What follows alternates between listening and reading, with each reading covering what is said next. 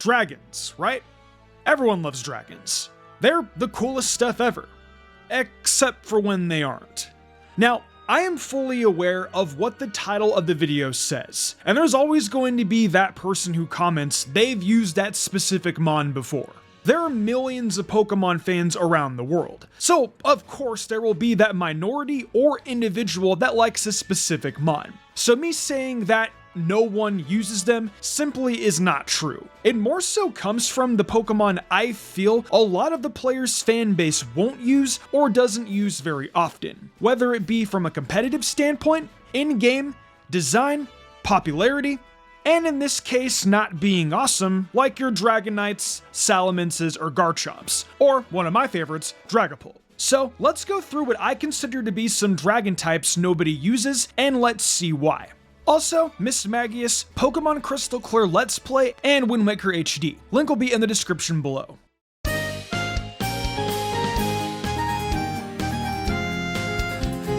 I don't think we need to explain Altaria, right? Like, this stat spread just kinda speaks for itself. Especially when you're put quite literally next to Flygon, who is just about better in every way. Now, there are games where Altaria gets Dragon Dance and Flygon doesn't, but Flygon still has managed to be better in any generation where Altaria can't Mega Evolve. And given that Flygon is kind of already budget Salamence, and Altaria in turn becomes budget Flygon, you can see the issues here for themselves. Altaria quite literally has the issue of the fact that it's going to be too weak, and no matter what it does, you're actively playing with the hand tied behind your back if you use Altaria. Now, it does evolve pretty early compared to other dragons, so you at least get the joy of having a fully evolved one. But on the other hand, you're gonna find it easy to replace when you have a bad matchup in the Solrock and Lunatone of all Pokemon with this guy, whereas Flygon at least goes in for neutral. It doesn't help that one of its stronger level up moves, Takedown, deals recoil to it, and you don't get actual usable flying stab on it until you get the HM for Fly. Despite it being an adorable cotton bird, I honestly feel pity for it. What a poor bird.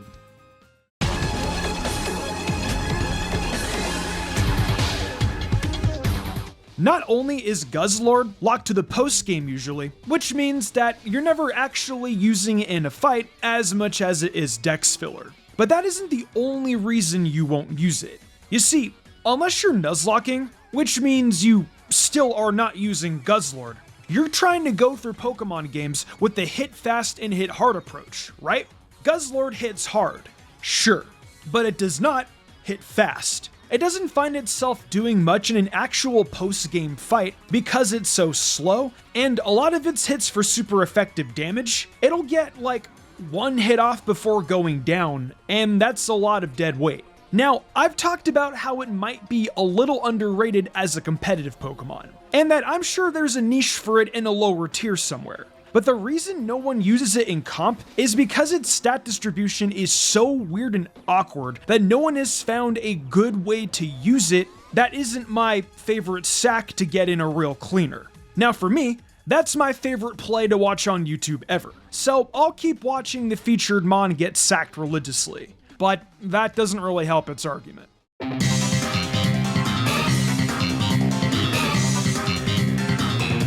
Turtonator is most certainly a weird one, and there is no denying that. While Fire and Dragon complement each other, like I compliment myself in the mirror every day, the issue with Fire and Dragon is that the type is primarily offensive in my opinion. Sure, only like 3 weaknesses is awesome and all, which means that it isn't the worst defensive type. But typically, you want your Dragon to go pretty wild, like Mega Charizard X. Turtonator does not do that. If you look at its stats, it's clearly on the weirder side with where it's aligned. Combine this with Shell Trap being a little gimmicky, and the fact that it can't quite take advantage of Shell Smash, and you begin to see the issue.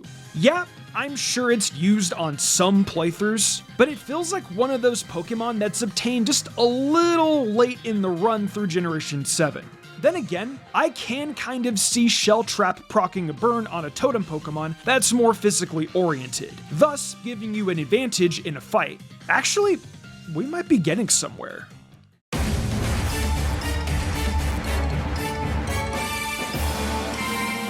So, the reason nobody uses Silvally Dragon is obvious, right?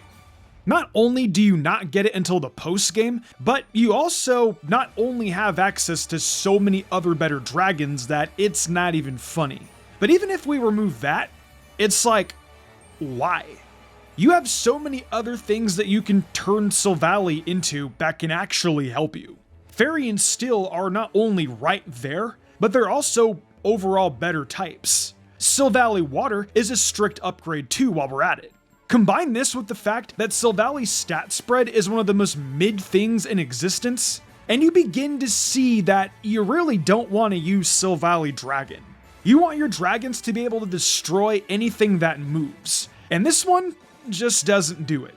It's more like a Kid Moto Dragon than a Blue Eyes. But I'd rather slot Kid Moto in my deck than Dragon Silvally on my team. And then again, using Kid Moto Dragon over the billions of Blue Eyes or Dragon Link support cards is already a handicap. If you want an example of its move pool, multi-attack is cool and all, and Swords Dance is nice, but it's gonna take more than that to impress me.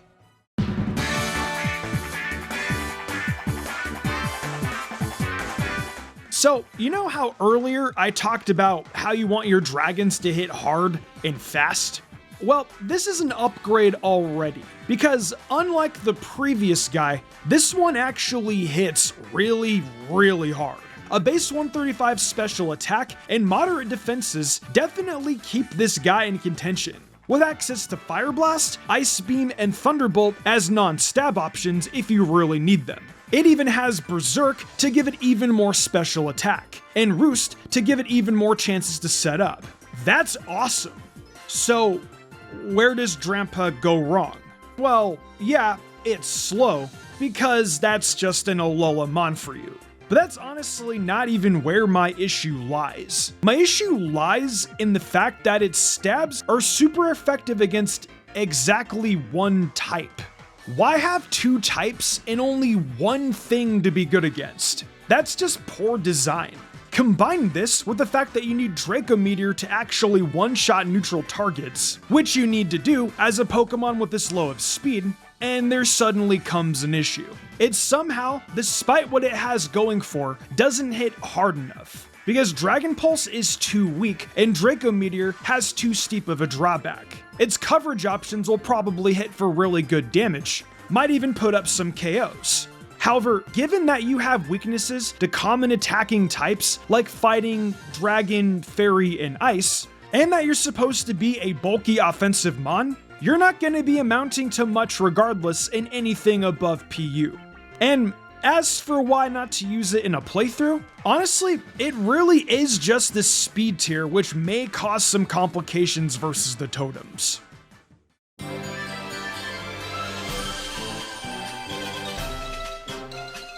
So, this will be the only time in this video where you hear me outright say Grass and Dragon and talk about its typing, because there are two more of these soon after that you especially won't be using because they're both Omega outclassed by different Apple Serpents. But that's a problem for a different segment. Grass and Dragon sucks, let's be real. Anything and everything kills you, and it's not worth it 99% of the time.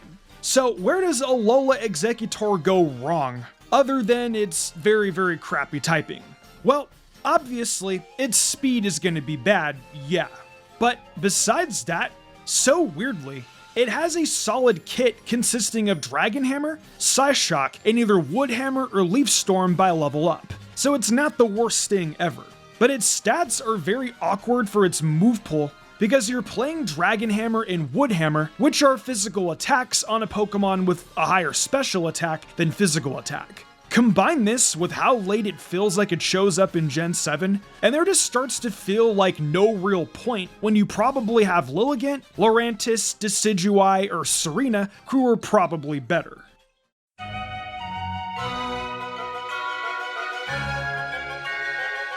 Like I said, I wouldn't be talking about how bad Grass and Dragon are together. In fact, I almost did anyway, but then realized I said I wouldn't. So this part of the script had to get cut in half, including a part where I lightly compared it to Avalugg. Now, with that aside, if you're trying to go through the game with Yveltal, you're just going to be sitting there, patiently waiting every turn as it takes hits and throws out attacks that real dragons consider unimpressive coming off of a base 100 special attack. I don't got that kind of patience.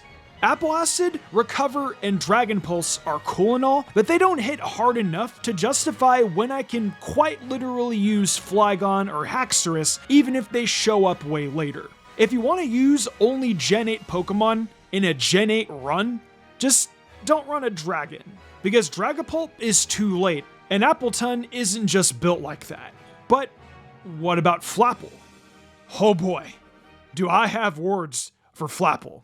And those words are nothing particularly good, even in the lowest possible power level. Flapple has found a way to just flail there and be disappointing. Sure, Dragon Dance, Grab Apple, and Dragon Rush seem nice on paper, and these stats are kinda decent, outside of the defenses being able to hula hoop through a Fruit Loop.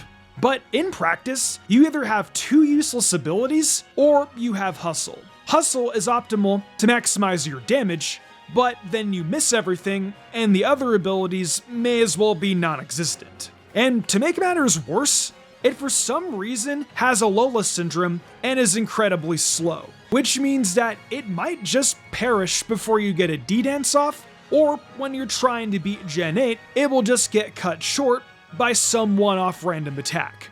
I have never seen someone use Flapple against Marco Cosmos, because they can't. Flapple gets stonewalled by the villain team of the region, and that's embarrassing. And yeah, that's also why Flapple and Yveltal are a tied slot.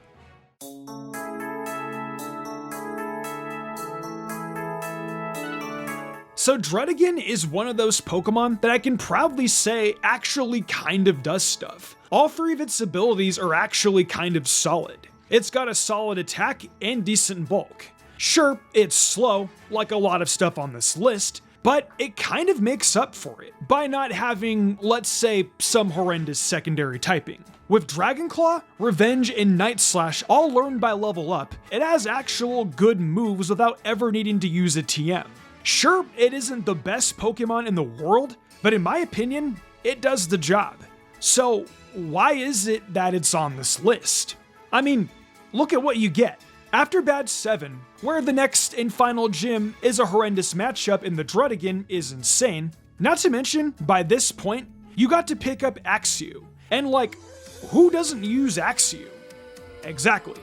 Druddigon is held back by where you get it and who competes with it. And it really isn't particularly worth grabbing in your run due to the promise of Haxorus. Even if you don't have Haxorus by the time you get Druddigon, you will have Fracture.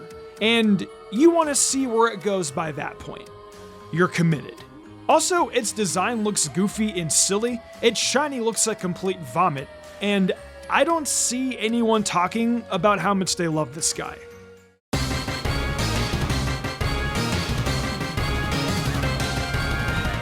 Alright. Woo boy. Kingdra. Now, this is a Pokemon that there can and will be diehard fans of. Absolutely.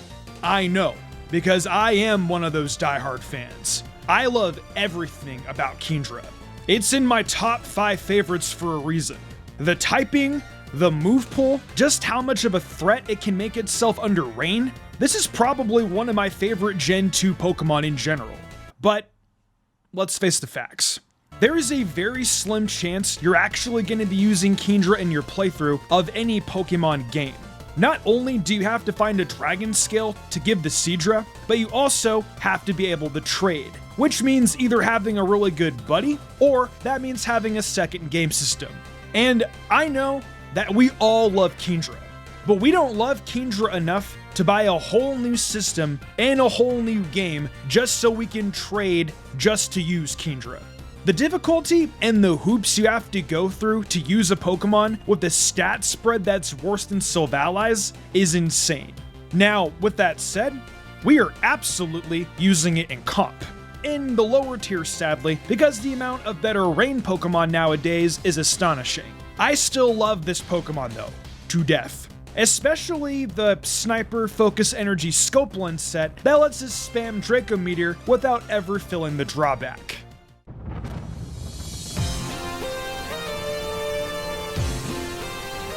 If you made it this far and play regular Sun and Moon over Ultra, type gaming in the chat while liking the video, because this one is for you guys. Zygarde 10% is a Pokemon I imagine actually kinda being used exactly in Sun and Moon, where I believe you get the Gathering Cube for the cells, and then you can go around the region picking them up so you can get 10% and then 50% later on, which I really like.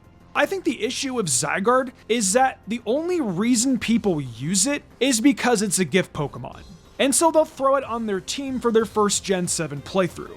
What really damned this Pokemon is that when they proceeded to make a remake immediately out the gate that, woo boy, get this, pushed Zygarde 10% to the post-game that most people will play instead.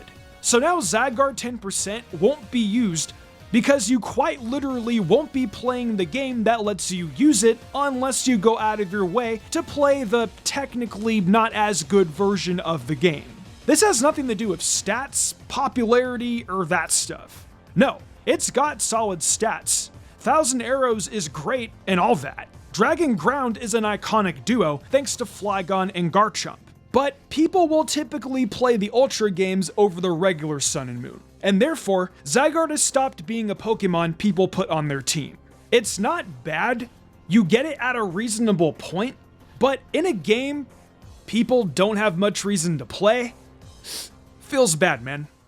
So, not gonna lie, this is pretty sad now that I think about it. Well, not much else I can do, except for get low on low Gen 9, and then play Appleton, where it's the best Pokemon in, like, PU, I think. Or at least one of the best. Really get the vibes of that tier, while my main competition is, like, Articuno and Girder. So I can really live those low tier vibes. Other than that, peace out.